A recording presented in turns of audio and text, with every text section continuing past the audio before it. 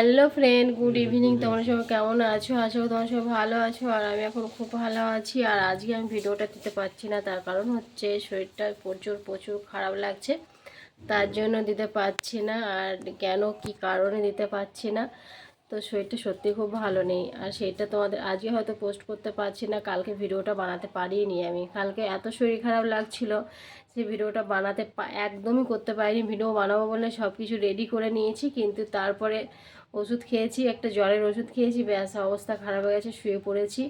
আর উঠবো কি, মাথা প্রচুর ঘুরছিল, ঠিক আছে, সেই কারণে ভিডিওটা করতে পারিনি, তাই আজ আমি পোস্ট করতে পারছি না।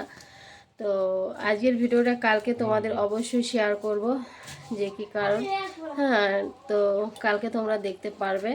তো আজকে যে ভিডিওটা সেটা আমি কালকে দেব। আর কালকের ভিডিওটা আমি সত্যি বলছি, আমি শরীর খারাপের জন্য করতে পারিনি। আমার নিজেরই খারাপ লাগছে, যেহেতু তোমাদের বলি প্রত্যেকদিন ভিডিও আমি দিতে চাই, দিতে ভালো লাগে, কিন্তু আজকের ভিডিওটা মিস হয়ে গেল।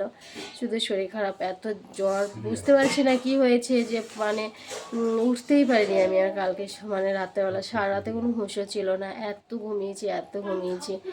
তো ওষুধ খেয়ে নিয়েছি। আমি তাড়াতাড়ি করে রান্নাবান্না করলাম যে ভিডিওটা করবো বলে, তারপর আর পারিনি গো। সত্যি আমার নিজেরই খারাপ লাগছে, যে তার জন্য ভিডিওটা করতে পারিনি। আমি আজকে পোস্ট করতে পারলাম না, আমার মন খারাপ হয়ে যাচ্ছে।